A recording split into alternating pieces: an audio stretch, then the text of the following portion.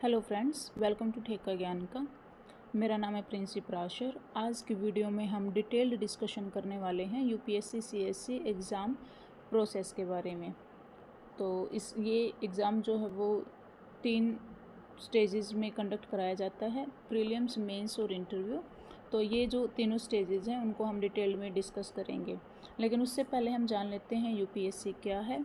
तो UPSC union public service commission है। ये एक कमीशन है जो कि 14 मेजर एग्ज़ाम्स जो कि अपने इंडिया में होते हैं उनको कंडक्ट कराता है, जिसमें CDS, NDA, CAPF, engineering services, forest services, medical services, ये सब आते हैं। इसके बाद सिविल सर्विसेज एग्जामिनेशन की हम बात करें तो इस एग्जामिनेशन को अगर आप क्रैक करते हैं तो इसमें जो रिक्रूटमेंट्स होते हैं वो आईएएस, आईपीएस, आईएफएस, आईआरएस और इसके अलावा ग्रुप ए और ग्रुप बी की सर्विसेज की रिक्रूटमेंट्स भी इसी एग्ज़ाम्स के अंडर होती हैं। ठीक है। यूपीएससी सीएससी के अंडर ओवरऑल 24 पोस्ट जो हैं उनके लिए रिक्रूटमेंट होती है।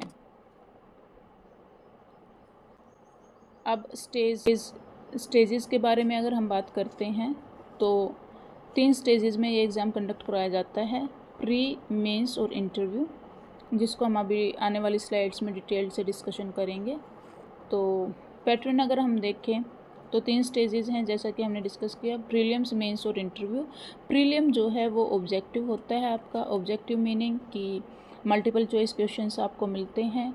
2 पेपर इसके रहते हैं, एक ही दिन 2 पेपर जो वो कंडक्ट कराए जाते हैं आपके मॉर्निंग और इवनिंग शिफ्ट में, और 400 मार्क्स का होता है प्रीलिम्स। और हर पेपर को करने के लिए आपको 2 घंटे दिए जाते हैं, टाइम ड्यूरेशन 2 आवर्स है इसका।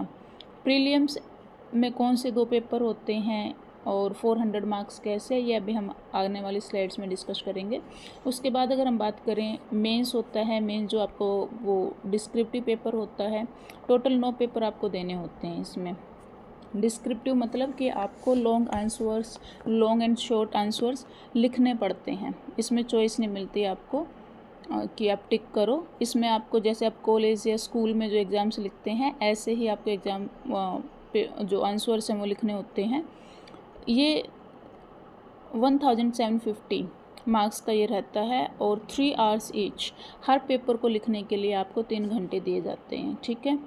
और इसके बाद अगर हम बात करें इंटरव्यू आपका ओरल होता है, एक ही बार होता है और 275 मार्क्स का आपका इंटरव्यू रहता है। और अप्रोक्सीमेटली 30 मिनट्स 25 मिनट भी हो सकते हैं, 35 मिनट भी हो सकते हैं, लेकिन एवरेज टाइम ये रहता है। ठीक है। और टोटल मार्क्स आपके 2025 में से आपकी जो मेरिट लिस्ट बनती है वो इन नंबर में से बनती है।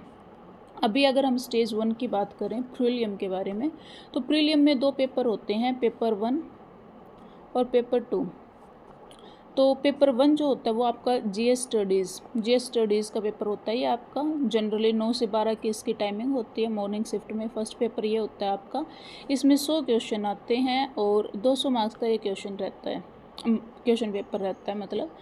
तो और इसके जो टॉपिक्स हैं, जीएस मतलब जीएस में आपको क्या पढ़ना होएगा, जीएस में आपको history, polity, geography, economy, science, environment, current affair, यहाँ से आपका पेपर तैयार होता है। उसके बाद अगर हम बात करें पेपर 2 की, पेपर 2 आपका सी सेट है, जिसमें कि 80 क्वेश्चंस आते हैं और 200 मार्क्स का रहता है ये भी। ठीक है। लेकिन ये क्वालिफाइंग इन नेचर है, मतलब आपको सिर्फ 33% मार्क्स इसमें लेके आने पड़ते हैं। 33% आउट ऑफ 200 इज 67, तो आपको 67 स्कोर करना होता है। ये आप अगर पास कर लेते हो उसके बाद ही आपका जो है पेपर 1 जो है आपका चेक होता है। अगर आप ये क्वालिफाई नहीं करते हो तो ये पेपर आपका चेक नहीं होएगा। ठीक है। और पेपर 2 का जो सिलेबस है वो है कॉम्प्रिहेंशन, रीजनिंग और मैथ्स। तो इन 3 चीज़ों से मिलके पेपर 2 बनता है आपका। उसके बाद प्रीलिम पे इम्पोर्टेंट नोट्स हैं कि ये एमसीक्यू बेस्ड होता है। जैसा कि हमने देखा, ऑप्शंस मिलते हैं आपको, एक ऑप्शन टिक करना होता है। इसमें 1/3 नेगेटिव मार्किंग है आपकी। ठीक है। और फाइनल रैंकिंग में इस पेपर का कोई लेना देना नहीं है, ठीक है। इसके मार्क्स आपके मेरिट लिस्ट में नहीं जुड़ते हैं, क्योंकि ये सिर्फ एक स्क्रीनिंग टेस्ट है। अगर आपने ये पास कर लिया तो उसके बाद आपका मेंस होएगा। अगर आप स्क्रीनिंग टेस्ट में फ़ेल हो जाते हैं तो आपका मेंस नहीं हो पाएगा। तो बस इतना ही है, आपका स्क्रीन टेस्ट किया जाता है। प्रीलिम्स का आपका फाइनल रैंकिंग में कोई लेना देना नहीं है, ठीक है। उसके बाद अगर हम बात करते हैं मेंस एग्जामिनेशन के स्ट्रक्चर के बारे में, तो मेंस के टोटल नाइन पेपर्स होते हैं।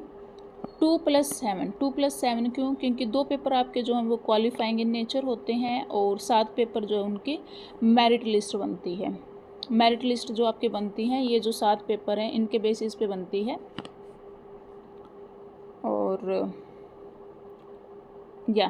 और ड्यूरेशन हमने जैसा कि देखा था, इसमें 3 आवर्स ईच है।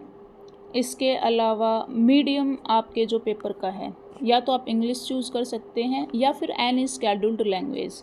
देयर आर 22 स्केड्यूल्ड लैंग्वेज जो कि आपके 8th schedule of the constitution में मेंशन है। तो उनमें से आप कोई भी एक लैंग्वेज अपना as a medium to write the answers choose कर सकते हैं, ठीक है। अब मेंस पेपर के बारे में अगर हम डिटेल से डिस्कशन करें, तो जैसा कि हमने देखा इसमें 9 पेपर हैं। 9 में से जो 2 पेपर हैं वे आपके क्वालिफाइंग इन नेचर हैं। दोनों पेपर लैंग्वेज के हैं। एक आपका जो है वो इंग्लिश का है और एक इंडियन लैंग्वेज। आप कोई भी, जैसा कि हमने देखा एज मीडियम आप कोई भी लैंग्वेज यूज़ कर सकते हो। इसमें भी वही 22 लैंग्वेजेस जो कि आपकी स्केड्यूल्ड है कॉन्स्टिट्यूशन में, स्केड्यूल 8 में। तो उन्हीं लैंग्वेज में से कोई भी एक लैंग्वेज, इंडियन लैंग्वेज आप चूज़ कर सकते हैं और उसका पेपर होएगा। 300 मार्क्स का है ये पेपर और दोनों लैंग्वेज 300 मार्क्स ईच का पेपर है।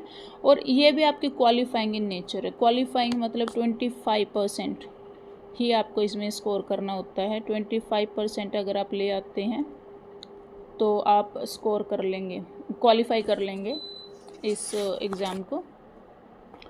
उसके बाद जो मेरिट लिस्ट बनती है, मेरिट लिस्ट आपकी जो है ये बाकी जो 7 पेपर बच गए हैं इसके बेसिस पे होएगी। तो जिसमें कि एक आपका ऐसे पेपर रहता है जो कि 250, बाकी 7 पेपर आपके 250 मार्क्स ईच रहेगा और इन्हीं के बेसिस पे आपकी मेरिट बनेगी। पेपर 1 आपका ऐसे होता है। ऐसे इन जनरल एज सच इसका कोई सिलेबस है नहीं मेंशन, वो अपन अभी डिटेल में डिस्कस करेंगे नीचे, है ना। 4 पेपर आपके इसमें जीएस के होते हैं। जीएस 1, 2, 3, 4 4 पेपर जनरल स्टडीज़ के होंगे। 2 पेपर इसमें आपके ऑप्शनल के रहते हैं, ठीक है। ऑप्शनल आप कोई भी चूज़ कर सकते हो। There are 48 optionals mentioned in the for this particular exam. तो उन 48 में से आप कोई भी ऑप्शनल चूज़ कर सकते हो और उसी के आपके 2 पेपर होंगे, पेपर 1, पेपर 2। और इन्हीं 7 पेपर के बेसिस पे आपकी मेरिट लिस्ट बनती है। उसके बाद अगर हम बात करें stage number 3, interview personality test, तो ये जो है आप अगर मेंस क्वालिफाई कर लेते हो तो सबका ही आपका यूपीएससी भवन में इंटरव्यू कंडक्ट कराया जाता है। ओवरऑल मार्क्स इसके जो है 275 आउट ऑफ आपको मिलते हैं। और इसमें टेस्ट क्या किया जाता है, इसमें आपकी personality, communication, decision making skills और नॉलेज ऑफ इशू, मेनली आपका करंट अफेयर, आप कितना अवेयर हो अपने आसपास सराउंडिंग्स को लेके, या फिर या ओवरऑल यही, मतलब इसका कोई सिलेबस आपका फिक्स्ड नहीं है। ये जो स्टेज है मेनली ये वाली चीज़ें वो देखेंगे। इसके अलावा इंटरव्यू में आपका डेफ आपको भरना होता है एक। जब आपका मेंस क्वालिफाई हो जाता है तो उसके बाद आपको एक डिटेल्ड एप्लीकेशन फॉर्म भरना होता है, जिसमें कि आपको अपनी एजुकेशनल, पर्सनल, प्रोफेशनल सारी डिटेल्स भरनी होती हैं। और मोस्टली क्वेश्चन वहाँ से भी आपसे पूछे जाते हैं, जैसे आपकी हॉबीज़ हैं या फिर आपका एजुकेशनल क्वालिफ़िकेशन, आपकी जो भी है, जो भी डिग्री आपने कर रखी है तो उसके क्वेश्चंस, या फिर आईआर पे क्वेश्चंस आ जाएंगे। तो ये बेसिकली इसका कोई सिलेबस फिक्स्ड नहीं है। कहीं से भी आपसे कुछ भी पूछ सकते हैं। As you know it's a personality test. Okay, उसके बाद अगर हम बात करें फाइनल मेरिट और रैंकिंग की, तो फाइनल मेरिट लिस्ट जो आपकी बनती है 1750 मेंस के मार्क्स होते हैं और 275 आपके इंटरव्यू के। 1750 7 पेपर 250 ईच, तो 1750 आउट ऑफ आपके मार्क्स जितने भी आप ऑब्टेन करते हो, उसके अलावा 275 जो आपके इंटरव्यू हैं उसमें से आप जो स्कोर करते हो, तो ये टोटल हो गया 2025। इसमें से आपके जितने भी मार्क्स आएंगे वो डिसाइड करेगा कि आप मेरिट लिस्ट में हो या नहीं हो। ठीक है, और जो सर्विस एलोकेशन जो आपकी होती है वो भी आपकी फाइनल रैंक जो होते हैं उसी के बेसिस पे होती है। IAS, IPS, IFS क्या आपको मिलने वाला है वो आपकी रैंक पे डिपेंड करेगा। उसके बाद अगर हम बात करें ऑप्शनल सब्जेक्ट्स की, तो ऑप्शनल 2 पेपर होते हैं ऑप्शनल के, पेपर 1, पेपर 2। 48 सब्जेक्ट्स हैं, उनमें से कोई भी आप चूज़ कर सकते हैं और ये आपके बैकग्राउंड और इंटरेस्ट पे डिपेंड करता है। ऑप्शनल सब्जेक्ट जो भी आप चूज़ करते हो, कुछ लोग जो होते हैं वो जो उन्होंने ग्रेजुएशन लेवल पे या मास्टर्स लेवल्स पे पढ़ा होता है उसी को प्रेफर करते हैं एज एन ऑप्शनल, या फिर कुछ लोग जो होते हैं वो इंटरेस्ट बेस पे, ज़रूरी नहीं है कि आपने जो ग्रेजुएशन में किया है आपको वही सब्जेक्ट लेना ज़रूरी है। पॉपुलर ऑप्शंस इसमें sociology, geography, anthro, history, PSIR ये रहते हैं। इसका एक रीज़न है क्योंकि ये जो सारे सब्जेक्ट्स हैं ये आप मेंस के जो पेपर होते हैं GS 1, 2, 3 उसमें ओवरलैप करता है इनका सिलेबस। तो 50 to 60% आप GS में इनको पढ़ लेते हो, बाकी का जो 40 to 50% रहता है वो आपको डिटेल में पढ़ना होता है। इसीलिए लोग इसको मोस्टली लोग प्रेफर करते हैं कि जो ओवरलैप हो रहा है सिलेबस GS के साथ जिस भी सब्जेक्ट का, उसी को चूज़ करना प्रेफर करते हैं। ये कम टाइम कंज्यूमिंग होता है, लेकिन आपका इंटरेस्ट और बैकग्राउंड इस पे आप डिसाइड कर सकते हो उसके बेसिस पे। इसके बाद अगर हम प्रिपरेशन के टिप्स के बारे में बात करें तो ऑब्वियसली आपको सिलेबस बाय हार्ट करना होगा, PYQ देखने होंगे प्रीवियस ईयर्स के पेपर, क्योंकि इस एग्ज़ाम में और या फिर किसी भी एग्ज़ाम में बहुत ज़रूरी है कि क्या पढ़ना है उससे ज़्यादा क्या नहीं पढ़ना है उसका नॉलेज होना। बहुत टाइम कंज्यूमिंग है, वास्ट सिलेबस है, हर चीज़ you can't know everything under the sun. तो इसीलिए अगर आप PYQ देख लेते हैं, सिलेबस का अगर आपको एक अंदाज़ा रहता है, तो आप बहुत ज़्यादा टाइम वेस्ट ना करते हुए जो चीज़ें बहुत ज़्यादा ज़रूरी हैं और रिपीटिटिव बेसिस पे आपसे पूछी जा रही हैं, जो कि आप PYQ एनालिसिस करोगे तब आपको समझ में आ जाएगा। तो आपको इम्पोर्टेंट टॉपिक्स का अंदाज़ा हो जाता है कि 60% ऑफ द क्वेश्चन पेपर कहाँ से आ रहा है। ठीक है, तो उसके लिए ये दोनों चीज़ें करनी बहुत ज़रूरी हैं, इसको आप नेगलेक्ट नहीं कर सकते हो। उसके बाद सिलेबस कवर कहाँ से करना होता है? सिलेबस कवर के लिए आपके जो सोर्सेज हैं वो रहेगा आपका NCERTs, इसके अलावा स्टैंडर्ड बुक्स। फाउंडेशन अगर आपको स्ट्रॉन्ग करनी है, आप किसी भी बैकग्राउंड से हैं, अगर आप ह्यूमैनिटीज़ बैकग्राउंड से हैं, आर्ट के बैकग्राउंड से हैं, तो भी एक रिवीजन आप NCERTs का ले सकते हो। अदरवाइज़ अगर आप किसी मेडिकल बैकग्राउंड से हैं, इंजीनियरिंग बैकग्राउंड से हैं, तो आपके लिए NCERTs मस्ट हो जाती हैं। हम स्कूल टाइम में पढ़ते हैं लेकिन ग्रेजुएशन करते करते हैं हमें वो चीज़ें याद नहीं रहती हैं।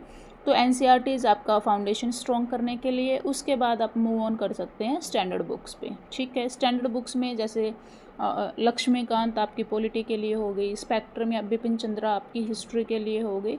तो ऐसे ही हर सब्जेक्ट के लिए अलग अलग बुक्स हैं। ठीक है, इसके अलावा आप एक न्यूज़पेपर कोई भी कर सकते हैं करंट अफेयर के लिए। ओके, न्यूज़पेपर, मैगजीन्स, थोड़ा अवेयर रहने के लिए कि हमारी सराउंडिंग्स में क्या चल रहा है। ठीक है, उसके बाद आपका टाइम मैनेजमेंट और रिवीजन इज़ द की। अगर ये चीज़ आपने सीख ली, टाइम मैनेजमेंट एंड रिवीजन, तो ओवरऑल जर्नी आपकी बहुत ज़्यादा इजी हो जाएगी। तो ये 2 चीज़ें बहुत ज़्यादा इम्पोर्टेंट हैं। टाइम मैनेजमेंट आपको आना चाहिए, टाइमली रिवीजन, आगे दौड़ पीछे छोड़ वाली रेस में ना होके आपको टाइमली रिवीजन करना पड़ता है, ठीक है। उसके बाद आंसर राइटिंग प्रैक्टिस, ये तो मस्ट है।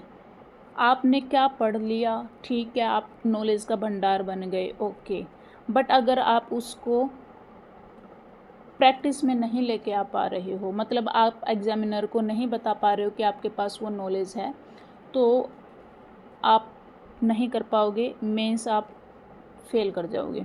तो उसके लिए आपको ज़रूरी है कि आप आंसर राइटिंग प्रैक्टिस करें। आर्टिकुलेशन आपका बहुत अच्छा होना चाहिए, टू द पॉइंट होना चाहिए, तो उसके लिए आपको आंसर राइटिंग प्रैक्टिस करते रहने पड़ेगी, ठीक है।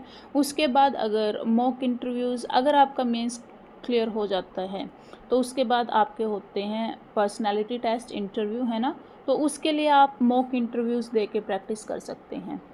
मेंस के बाद आप अलग अलग इंस्टीट्यूशंस पे कहीं भी एनरोल करके आप इंटरव्यूज़ के लिए जा सकते हैं। वहाँ पे वो आपको बता देंगे कि आपको कहाँ एनहांस करने की ज़रूरत है। कंक्लूजन यही है कि हाँ ठीक है, one of the toughest exam है, लेकिन ऐसा नहीं है कि कर नहीं पाएंगे, क्रैकेबल है। हर साल 800 से 1000 लोग सिलेक्ट हो रहे हैं, तो मतलब आप भी कर सकते हो। ज़रूरी क्या है इस एग्ज़ाम को क्रैक करने के लिए? स्ट्रैटजी आपके पास होनी चाहिए, कंसिस्टेंसी होनी चाहिए, पेशेंस होना चाहिए। ये तीनों चीज़ें अगर आप के पास हैं तो आप इस एग्ज़ाम को क्रैक कर लेंगे। स्ट्रैटजी इंडिविजुअल होती है, आपको जो भी बेटर लगे, जो भी आपके लिए बेटर काम कर रहा है, आपको वो ट्राई एंड टेस्ट करना पड़ेगा, फिर आप उसके बेसिस पे अपनी स्ट्रेटजी फॉर्मेशन कर सकते हैं। कंसिस्टेंसी बहुत ज़्यादा ज़रूरी है। आप ये नहीं कर सकते हो कि 1 महीना आपने दबा के 12-12 घंटे पढ़ा, उसके बाद आप बर्नआउट फील कर रहे हो और आपने एक ब्रेक ले लिया, तो ऐसे नहीं हो पाएगा। तो कंसिस्टेंट रहना बहुत ज़्यादा ज़रूरी है। पेशेंस, हाँ पेशेंस इसमें बहुत ही ज़्यादा ज़रूरी है, इनफैक्ट लाइफ में भी बहुत ज़्यादा ज़रूरी है, लेकिन इस एग्ज़ाम में भी पेशेंस बहुत ज़्यादा ज़रूरी है। कई बार होता है कि हमने अपना 100% दिया, उसके बाद नहीं हो पाया, तो वो मेंटली, फिज़िकली, इमोशनली बहुत ज़्यादा एग्जॉस्टिंग हो सकती है ये प्रोसेस, बट स्टिल आपको पेशेंस रखना पड़ेगा और ट्राई अगेन। अगर आप करना ही चाह रहे हो, अगर आपका एम है यूपीएससी क्रैक करना, तो आपके लिए ज़रूरी है पेशेंस रखना। बहुत कम लोग हैं जो एक बार में दे गोट लक्की, बट हर किसी के लिए लक काम नहीं करता है, तो you gonna have to have patience. उसके बाद सक्सेस का मूल मंत्र है कि राइट गाइडेंस आपको मिल जाए, स्मार्ट वर्क आप करें। स्मार्ट वर्क मीनिंग, कई बार हमें लगता है कि हमें तो मतलब हम कोई भी ऐसी चीज़ नहीं छोड़ेंगे जो कि हम ना पढ़ें, है ना, तो ऐसा नहीं होता है। आपको कोई भी बुक कवर टू कवर नहीं पढ़नी होती है। स्मार्ट वर्क का एक बहुत बड़ा एग्जाम्पल ये है कि अगर आपने कोई भी बुक आपको सजेस्ट की गई है, तो हमें लगता है कि वो सेंस ऑफ कंप्लीटनेस हमें नहीं आती है जब तक हम कवर टू कवर उस बुक को ना पढ़ लें। हालांकि वो ज़रूरी नहीं होता है, वो टाइम वेस्टिंग होता है।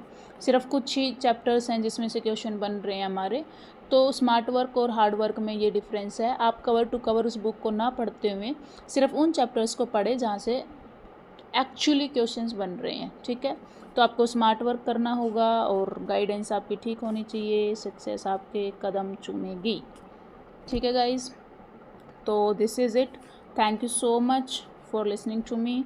एंड ये मैंने ट्राई किया है कि मैं आपको डिटेल में समझा पाऊँ क्या कुछ है CSE UPSC CSE एग्ज़ामिनेशन।